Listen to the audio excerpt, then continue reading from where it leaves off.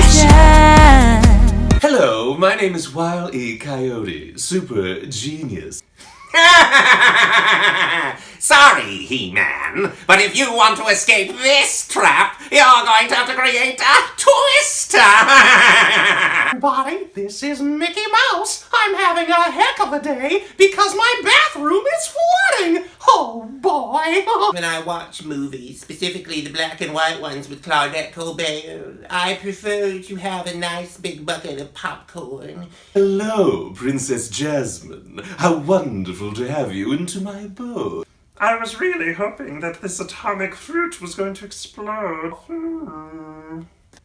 I'm Bruce Wayne, but really, I'm Batman, and I have a gigantic library. It's got a lot of books. I've read every single one of them, even the ones in foreign languages. I'm Batman, and my library is very dark. Hello, Batman! Joker here! So glad you could join me on my closed caption television! I'm wearing sunglasses today because we're about to bake all of Gotham City with my favorite sun ray! Hello, everyone, and welcome to another episode of Impressive Impressions. She has a theme song, my god. I do. It's wonderful. Thank you so much. I was just talking about Julie James on SiriusXM. Oh, yeah. Because sometimes I feel like her because I'm interviewing people on this show, and because we both love SiriusXM. Oh, yeah. Showtime On Broadway. That kind of sounds like Springtime for Hitler. It's not that far off. It really is. isn't. It's not. Yeah.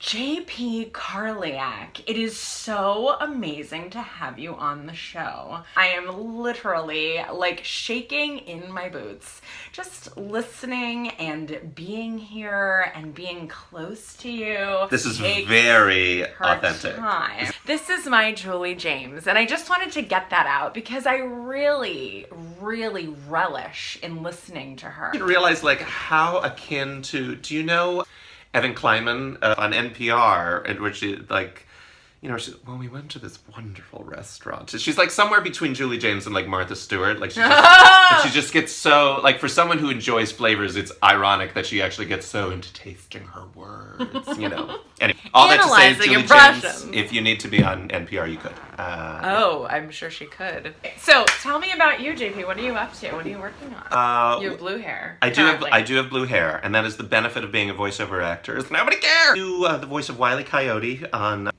a show called Wabbit, a Looney Tunes production. Are you a little loony? Yeah. I'm an only child, so, you know. Who loves musical theater. Yeah. So. Yeah, so. Your poor parents. Yeah. Literally. Yeah, for real. They're getting no money from me. I hope you're really enjoying this and feeling proud. Thanks, Mom. Shepping nachas from you. What is that? It means pride. Oh, that's nice. Doesn't it sound like it? that. Nachas. I have a lot of nachas for you. Yeah. I have a lot of pride. I like that. I'm keeping that. You have to put the into Yeah. it. Yeah. There's 2 other shows that I'm working on right now, which can't talk about. You know. Too important to talk about. Left in the dark. Yeah. Put a light on. Nope. Okay. Lawyers, right? But last year I was in the Batman movie, The Killing Joke, the adult Batman animated movie. Ooh. Is that rated R? Yes. Whoa! Yes. Really a graphic novel, if you know what I mean. Yes! It was a graphic animated movie based on a graphic novel. I played Batgirl's gay best friend. Would you play my gay best friend? If I needed a best friend? I don't think there would be any playing involved. Ah, that's sweet. I have a lot of gay friends that I'm very close to, but once in a while I might, one of them might be busy. Could I call you? Could you play my gay best friend just for today? It'd be a really fun, like, sketch concept, like, you're the temp gay best friend. Like, hi, can you fill in today? Yeah. Rami's not available. Yeah. I love you, Rami. And I went to see you in that show, Miscast, in LA. Miscast, Right Singer, Wrong Song, at the Federal every 3 months in North Hollywood. It's hilarious. And let me just show you my shirt really quick. So this is a shirt that says, I hope I screw this up. I just went to hear Kyle Cease. He is kind of like Tony Robbins, but like he's kind of Buddhist, and everything he talks about is like the process instead of the outcome, because like Tony's really into like precision and perfect outcome. And loved this weekend, and I got to sit next to a guy named JP. Different JP. Oh, yeah. JP Sears, who has his own yoga show, and he's hilarious, and he's also on the YouTube, which we're on right now. He was amazing, and a partner to sit next to and do these tools with. But the reason I'm wearing this shirt is because I want to promote that idea. It's so much better to screw up a lot of things along the way to get where you're going. Oh, yeah. Than thinking about it and getting like bogged down in your head and not trying anything. And that's what this show actually came out of. So, did you get the little text that I sent you? I did. And did you figure out, what did it say? I mean, I think I got it pretty instantly. I will read it verbatim. Ooh, no one ever does that. Thank you so much, JP, for following directions. His fave color to wear may be mustard, but he won't have that on hot dogs because his preferred meat is horse. He's a pro at sales and has got the beat, spelled B-E-E-T. I guess it's Dwight Schrute from The Office. Yeah. Who is in real life? Do you know his name in real life? Oh, Rainn Wilson. He had his own spin-off show for a minute, and then it like didn't go. But it was going to be Dwight's show, and I love Dwight so much. I love that character. He was absolutely fine. Because I'm from Scranton, which is that's where The why Office is set. I kind of figured. I had an inkling. You're from Scranton? What's that like? Boring. No. It is a fine town in Pennsylvania. When you're growing up in it, you're like, oh my god, I grew up in the sticks. Like, oh my god, this is so rural. And then you see places like Barstow, and you're like, wait a minute. I lived in a metropolis by comparison. It's a good place to grow up, and I have a lot of family that's still there. And is there a Dunder Mifflin? No.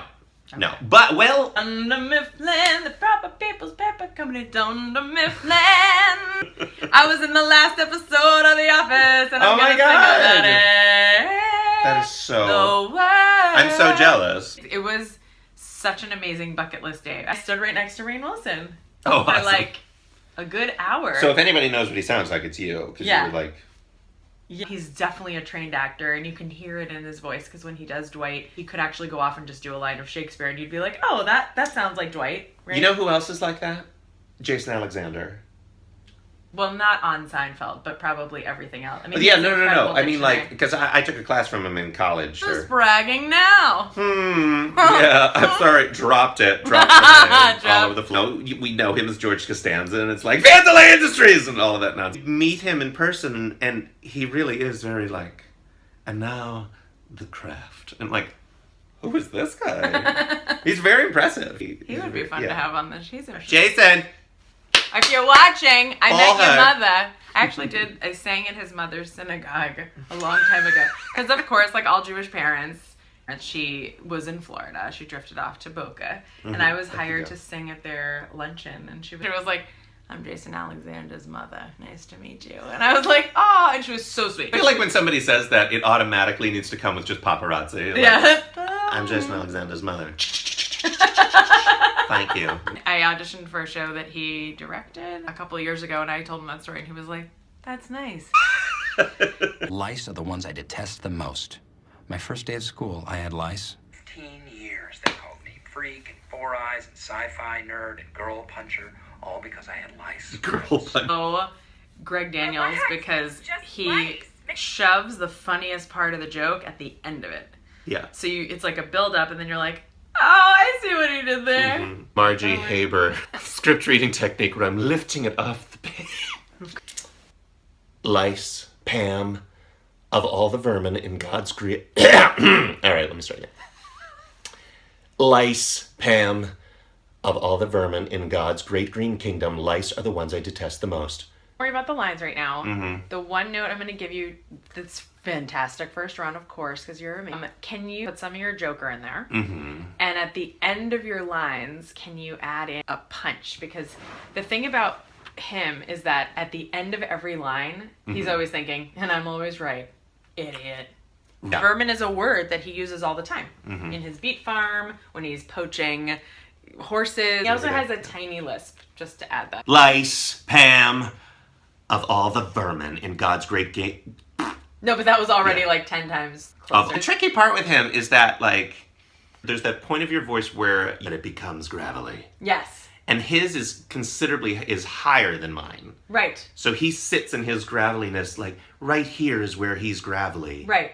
well, mine is like here. You know, Yes. so yeah, it's finding that balance with. Now that we're getting more into like the feeling of it versus the sound of it, think of all those kids at his Amish school that called him Right. all these names and see them, because I noticed with him when he's doing it, he's actually looking around, and it's as if as an actor he's like seeing each of the people that called him names. Now I'm preparing for the acting part. Yeah.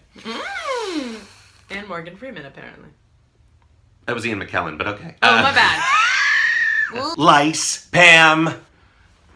Of all the vermin in God's great green kingdom, lice are the ones I detest the most. My first day of school, I had lice, and no one would play with me. For 15 years, they called me freak and four eyes and sci-fi nerd and girl punch. I'm still feeling in the bottom of it, and I know I'm throwing so much at you.